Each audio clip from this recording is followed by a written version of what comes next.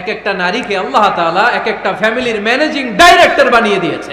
অনেক স্ত্রী আছে স্বামী ঘরে ঢুকলেই ঘরে আটা নাই, রুটি নাই, চাল নাই, ডাল নাই। অনেক বোনেরা আছে বাইরে যাওয়ার সময় পার্লারিং করে মেকআপ করে সুন্দর জামা কাপড় পরে বাইরে যায়, আর স্বামীর সামনে আসলে বুয়ার মতো থাকে। ড্রাইভারের সাথে কথা বলার সময় মিষ্টি হাসি দিয়ে কথা বলে। বাজারে শপিং করতে গেলে আসসালামু আলাইকুম ভাই কেমন আছেন, কি সুন্দর আসসালামু আলাইকুম। স্বামীর সামনে আসলে আর এই মিষ্টি কথাটা নাই। কেউ ফোন দিয়েছে, হ্যালো কে, স্বামীকে চায়, উনি বাসায় নাই, কাট। আমার বোনেরা, আমার মায়েরা, খবরদার, আপনার স্বামীর ভেতরে আপনার জান্নাত, আপনার স্বামীর ভেতরে আপনার জাহান্নাম। Rose TV 24. Enjoy by listening to the Holy Quran. স্ত্রীদেরকে আল্লাহ কি দায়িত্ব দিয়েছে একটা ফ্যামিলিকে সুন্দর করতে, একটা দাম্পত্য জীবনকে সুন্দর করতে। স্ত্রীর এক নম্বর দায়িত্ব হচ্ছে she should make a comfort to her husband. স্ত্রীর উচিত স্বামীর জন্য ঘরটাকে প্রশান্তির নীড় বানিয়ে রাখা। কি বানিয়ে রাখা? প্রশান্তির নীড়। স্ত্রী হওয়া উচিত এমন যাকে দেখলে স্বামীর চোখ জুড়ায়, স্বামীর প্রাণ জুড়িয়ে যায়, স্বামীর হৃদয়টা ঠান্ডা হয়ে যায়, ঠিক কিনা? আর স্ত্রীর দিকে তাকালে যদি মেজাজ গরম হয়ে যায়, মেজাজ খিটখিটে হয়ে যায়, ঝামেলা আছে না নাই? ঝামেলা আছে। এজন্য মেহেরবানি করে আমাদের বোনরা যারা এমন কোনো কাজ করবেন না যেটা স্বামীর মেজাজকে খিটখিটে করে দেয়, কারণ আল্লাহ তাআলা আপনাদেরকে তৈরি করেছে লিতাসকুনু ইলাইহা, স্বামী আপনার কাছে গেলেই যেন তার হৃদয়টা প্রশান্ত হয়ে যায়, ঠিক কিনা? অনেক স্ত্রী আছে না জেনে না বুঝে স্বামীর সাথে এমন খিটখিটে মেজাজ দেখায় যেটা স্বামীর জন্য মেনে নেওয়া কষ্টকর। স্বামীর জন্য একটা ত্রাস হয়ে দাঁড়ায় স্ত্রী, ত্রাস। অনেক স্বামী আছে স্ত্রীর এরকম আচরণের কারণে, অতিরিক্ত প্রেসার ক্রিয়েট করার কারণে স্ত্রীদেরকে ভয় পায়। এজন্য বোনদেরকে বলবো লিতাসকুনু ইলাইহা, এমন ভাবে আপনি আপনার স্বামীর সামনে নিজেকে প্রেজেন্ট করেন যাকে আপনাকে দেখলে আপনার স্বামীর চোখ জুড়িয়ে যায়, হৃদয়টা প্রশান্ত হয়ে যায়, আপনাকে দেখলেই আপনাকে ভালোবাসতে মনে চায়, ঠিক কিনা?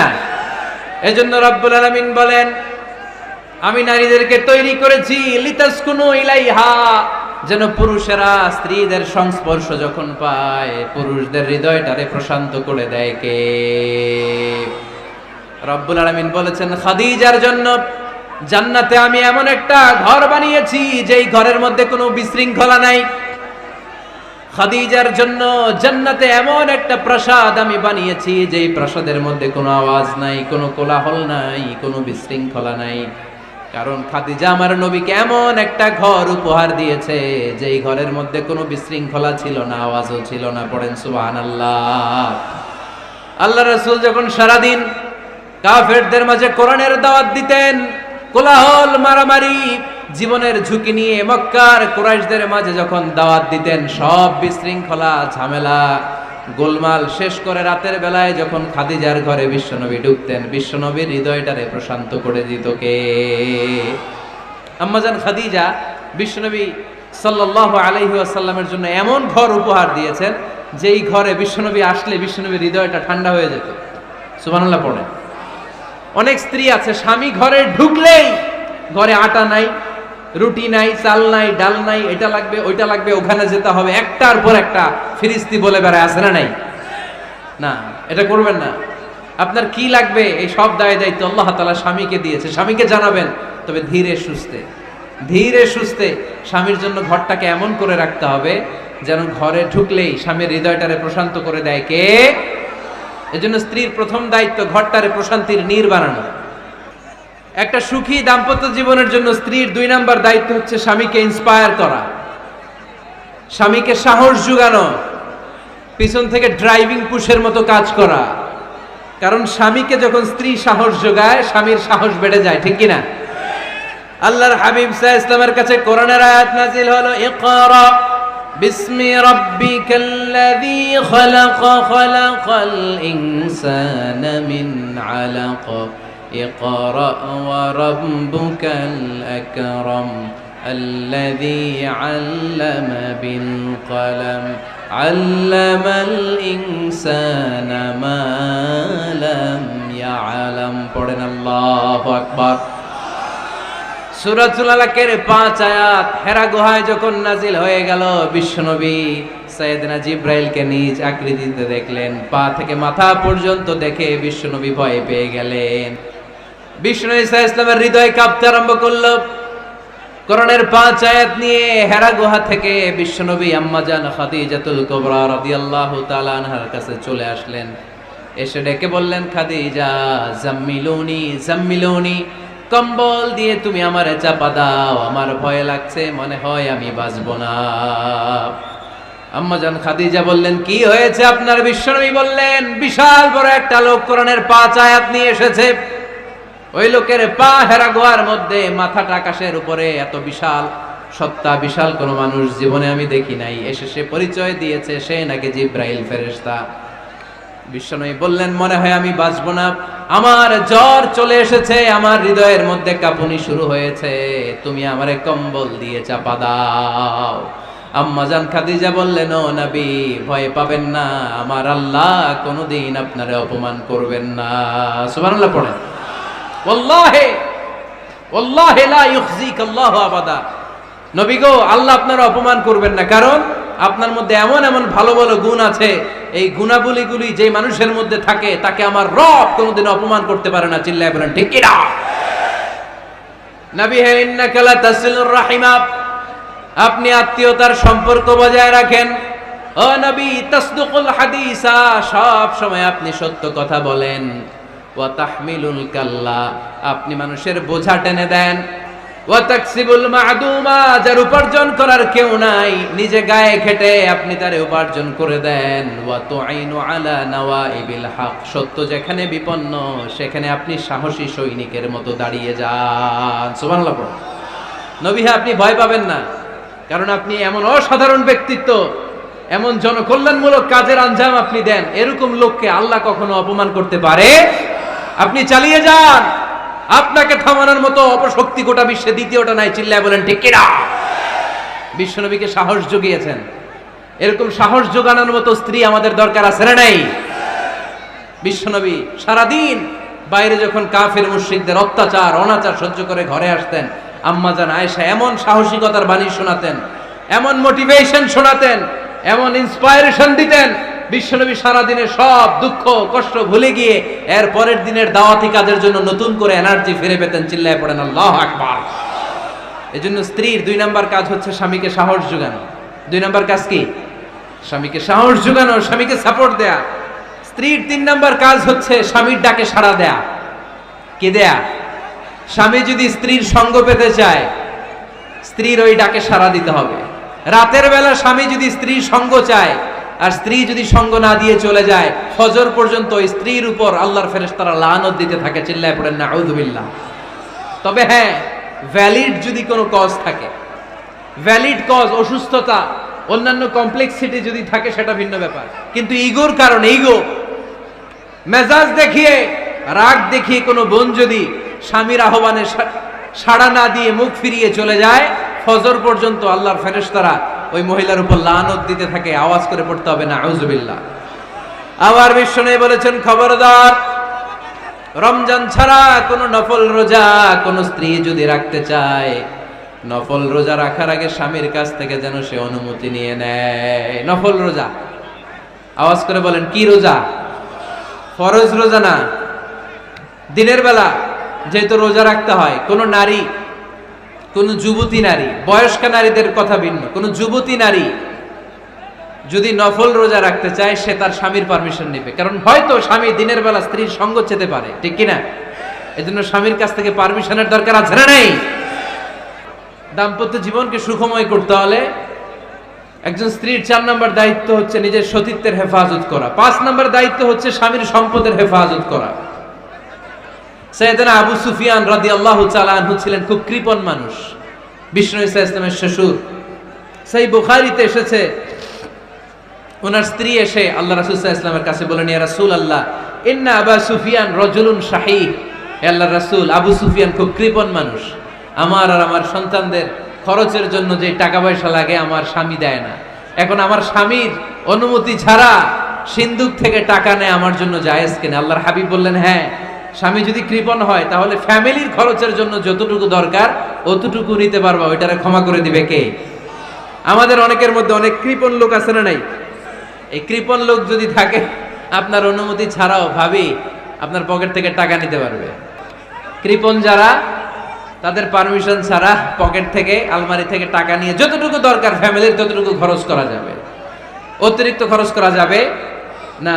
6 নাম্বার দায়িত্ব হচ্ছে ছেলে মেয়েদেরকে দেখাশোনা করা, ছেলে মেয়েদেরকে বুকের দুধ খাওয়ানো। অনেক মা আছে ছেলে মেয়েদেরকে বুকের দুধ খাওয়াতে চায় না, আছে না নাই? হ্যাঁ, ডানু খাওয়ায়, ডানু। আর কি খাওয়ায়? হ্যাঁ, মিল্ক ভিটা, আর নিডো, নেসলে, সেরেলাক, আর হ্যাঁ বায়োমিল্ক। মাশাআল্লাহ, অনেক নাম জানেন তো আপনারা। মেডিকেয়ার। তো এই বুকের দুধ খাওয়াতে চায় না অনেক মায়েরা। আপনার বুকের দুধের মধ্যে বাচ্চাদের জন্য আল্লাহ রাব্বুল আলামিন ন্যাচারাল ভ্যাকসিন দিয়ে দিয়েছেন। চিল্লায় পড়েন সুবহানাল্লাহ। ন্যাচারাল, প্রাকৃতিক টিকা, বাচ্চার জীবনের প্রথম টিকাটা, সন্তানের জীবনের নবজাতক শিশুর প্রথম টিকাটা আল্লাহ তাআলা মায়ের বুকের শাল দুধের ভেতরে দিয়ে দিয়েছেন। সুবহানাল্লাহ পড়ে। টিকাগুলো তো বাজার থেকে কিনতে হয়, প্রথম টিকাটা আল্লাহ ফ্রি দিয়ে দিয়েছে। সুবহানাল্লাহ পড়বেন না? এজন্য রাব্বুল আলামিন বলেন, ওয়াল ওয়ালিদাতু ইউরদি'না আওলাদাহুন্না হাওলাইনি কামিলাইনি লিমান আরাদা আন ইউতিম্মার রাদা'a। দুনিয়ার প্রতিটা মায়ের উচিত টানা 2 বছর তাদের সন্তান সন্ততিদেরকে দুধ খাওয়ানো। কয় বছর? আওয়াজ করে বলতে হবে, কয় বছর? মায়ের বুকের দুধ যে ছেলেগুলো খায় না, এদের ব্রেনের গ্রোথ হয় না। এগুলো হয় বলদা নাম্বার 1। কি হয়? বলদা নাম্বার 1। ফার্মের মুরগির মতো এগুলা। ফার্মের মুরগি দেখছেন? হ্যাঁ, ফার্মের মুরগি দেখবেন যে দোকানে যখন কিনতে যাবেন, এটারে নিয়ে যেখানে ওজন করে ওইখানে বসা রাখলে ওইখানেই বসে থাকে। আধা ঘন্টায় উঠবে না, এটা বসেই থাকে। আর গ্রামের মুরগি দেখছেন, দেশি মুরগি, ধরতে পারবেন এটারে? খবর আছে, ঘাম ছুটায় ছাড়বে। তো মায়ের বুকের দুধ যেগুলা খায় এগুলা দেশি মুরগির মতো। আর এই নিডু খায় যেগুলো, এগুলো 1 নাম্বার বলদা হয়, আর ফার্মের মুরগির মতো হয়। ঠিক কিনা? উদাহরণটা দিলাম এই জন্য, আপনার সন্তানের ভবিষ্যতের কথা বোঝানোর জন্য উদাহরণটা দিয়েছে। বুকের দুধ খাওয়াবেন, এর মধ্যে আল্লাহ তাআলা এমন নিউট্রিশন, পুষ্টি গুণ দিয়ে মায়ের বুকের দুধকে আল্লাহ তাআলা সমৃদ্ধ করেছে। বাচ্চার ব্রেইনের গ্রোথ হয়, বাচ্চার হাড্ডিগুলো খুব শক্ত হয়, সে ইনফিরিয়রিটি কমপ্লেক্সে ভোগে না, হীনমন্যতায় ভোগে না। জীবনের যেখানেই যাবে সেখানেই সে হবে সফল। চিল্লায় বলেন ঠিক কিনা? অনেক মা আছে বুকের দুধ খাওয়াতে চায় না, ডানু খাওয়ায়, নিডু খাওয়ায়, আবার নিজেদের কাজের জন্য ব্যস্ত, ছেলে মেয়েদেরকে সময় দেয় না। আছে না নাই? নারীরা চাকরি করতে পারবে, হেজাব করে নিজেকে পর্দার মধ্যে রেখে শিক্ষকতা করতে পারবে, ডাক্তারি করতে পারবে, সব পেশায় তারা যেতে পারবে, নিজেদেরকে পর্দার মধ্যে রেখে হেজাব পরে সব জায়গায় যেতে পারবে। কিন্তু সন্তানদেরকেও দেখাশোনার দরকার আছে না নাই? অনেক মায়েরা নিজেরা থাকে চাকরিতে আর ছেলে মেয়েদেরকে দিয়ে রাখে কাজের মেয়ের কাছে। আছে না নাই? মনে রাখবেন, আপনি যদি অফিসে চাকরিতে ব্যস্ত থাকেন আর ছেলে মেয়ে যদি কাজের মেয়ের কাছে মানুষ হয়, তাহলে ছেলে মেয়ে আপনার আচরণ পাবে না, সে কাজের মেয়ের বুয়ার আচরণ পেয়ে পেয়ে বড় হবে। চিল্লায় বলেন ঠিক কিনা? এক একটা নারীকে আল্লাহ তাআলা এক একটা ফ্যামিলির ম্যানেজিং ডাইরেক্টর বানিয়ে দিয়েছে। এ women is an MD of a family. একজন নারী একটা ফ্যামিলির ম্যানেজিং ডাইরেক্টর। এখানে অনেক কাজ আছে মিয়া। এখানে তার ফুড ম্যানেজমেন্ট এনশিওর করতে হয়, এখানে অনেক ডিপ্লোমেসি জানা লাগে। একজন নারীকে ফ্যামিলিতে টিকে থাকতে হলে কূটনীতি লাগে, শাশুড়ির সাথে বউয়ের ঝগড়া আছে না নাই, এটা ম্যানেজ করতে হয়। একান্নবর্তী ফ্যামিলি হলে স্বামীর ভাই বোন এদের মন মানিয়ে চলতে হয়, পুরো ঘরটাকে হ্যান্ডেল করতে হয়। এখানে আছে ফুড ম্যানেজমেন্ট, এখানে আছে ক্লিনিং ম্যানেজমেন্ট, এখানে আছে ডিপ্লোমাসি। পুরো ঘরের মধ্যে তো বিশাল একটা অফিস। এই কাজ ফেলে দিয়ে মহিলারা বাইরে ঘুরে বেড়ায় না। ফ্যামিলি সামলান। আপনি যদি ঘরমুখ হন তাহলে আপনার ফ্যামিলির মধ্যে বরকত দিয়ে এটাকে সমৃদ্ধ করে দিবে কে?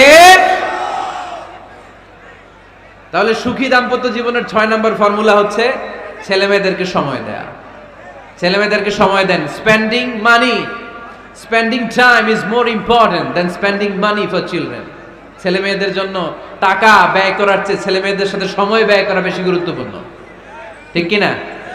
এমন অনেক ফ্যামিলি আছে আমি দেখেছি যে বাবাও চাকরিজীবী, মাও চাকরিজীবী। আছে না নাই? হয় ডে কেয়ারে না কাজের বুয়ার কাছে মানুষ হইতেছে।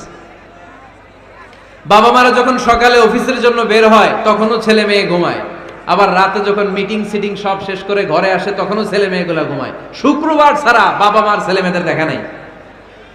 এরকম ফ্যামিলি আছে না নাই? ঢাকাতে পারিবারিক এই ক্রাইসিস, এই সংকটগুলো আমরা প্রায়ই শুনি। আল্লাহ তুমি আমাদের ফ্যামিলিগুলোরে বরকতময় করো, আমাদের ফ্যামিলিতে যেন আমরা জান্নাতি ইমেজ উপভোগ করতে পারি, তুমি তৌফিক দান করো। আওয়াজ করে পড়বো আমিন।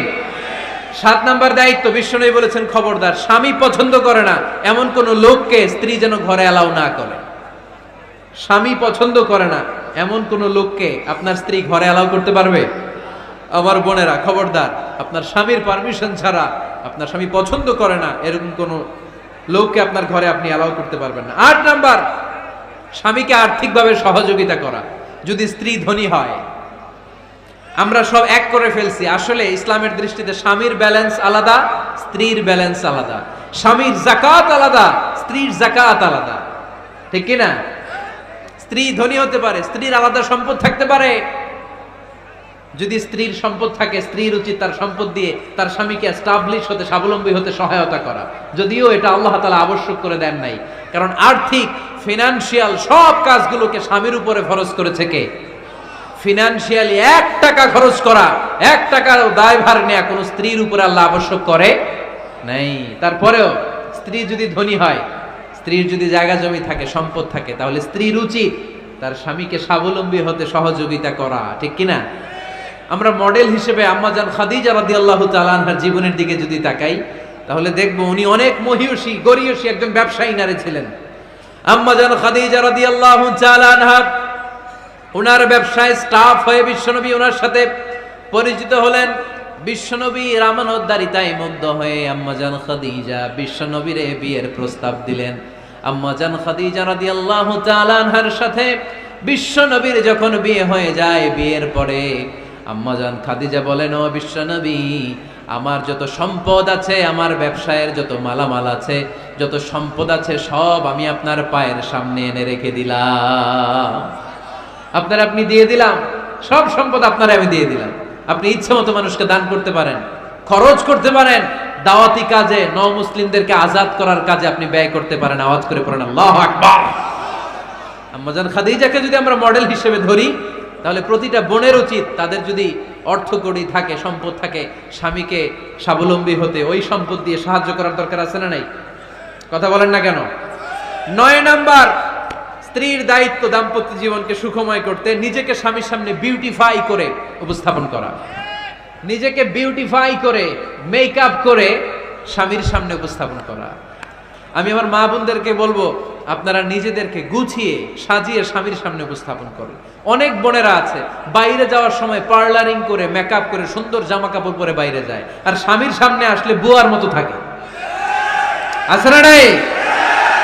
স্বামীর সামনে পচা জামা, ছিঁড়া জামা, চুলের মধ্যে নাই সুগন্ধি, নিজেকে গুছিয়ে রাখে না, সামলে রাখে না, কাজের বুয়ার মতো নিজেকে উপস্থাপন করে স্বামীর সামনে। আর বাইরে গেলে মেকআপ করে, পার্লারিং করে যায়। হওয়া দরকার ছিল উল্টা, বাইরে আপনি সাদা সিধা ভাবে যাবেন, বোরকা দিয়ে নিজেকে ঢেকে যাবেন। বাইরে যাওয়ার সময় কোনো নারী পারফিউম ইউজ করে যেতে পারবে না। নারীরা যত পারফিউম ইউজ করতে মনে চায় আপনার বেডরুমে, আপনার স্বামীর সামনে, ঠিক কিনা? স্বামীর সামনে পারফিউম ইউজ করেন, নিজেকে উজাড় করে সাজান স্বামীর জন্য। এই প্রতিটা সাজুগুজুতে সওয়াব আছে না নাই? ইসলাম কতটা চেক এন্ড ব্যালেন্স, কতটা ভারসাম্যপূর্ণ জীবন ব্যবস্থা। খবরদার, নারীরা ডিওডোরেন্ট ইউজ করে বাইরে যেতে পারবে, যেটা সে তার আর্মপিটে ইউজ করে, কিন্তু ঝাঁঝালো পারফিউম বোরকার উপর দিয়ে মেরে কোনো নারী বাইরে যেতে পারবে? কথা বলেন। সুনানে নাসাইর হাদিস, আল্লাহর হাবিব বলেন, আইয়ুমা ইমরাআতিন ইস্তা'তারাত নাফসাহা ফামাররাত আলা কওমিন লিয়াজিদু রিহাহা ফাহিয়া জানিয়া। কোন নারী যদি তার জামার উপর দিয়ে পারফিউম মেখে পুরুষ লোকের দৃষ্টি আকর্ষণের জন্য ঘরের বাইরে বের হয়, যতটা পুরুষ তার চেহারার দিকে লোলুপ দৃষ্টি নিয়ে তাকাবে, ততটা পুরুষের সাথে জিনার গুনাহ ওই মহিলার আমলনামায় তুলে দিবে কে? পারফিউম মেখে যদি কোনো নারী বের হয় এই উদ্দেশ্যে যে ছেলেরা আমাদের প্রতি আকৃষ্ট হবে, যতটা ছেলে তার দিকে তাকাবে, প্রত্যেকটা ছেলের সাথে জিনার গুনাহ আল্লাহ তাআলা এমনি তার আমলনামায় তুলে দিবে। নাউজুবিল্লাহ পড়েন। এজন্য খবরদার, নিজেকে সাজিয়ে গুজিয়ে স্বামীর সামনে উপস্থাপন করুন।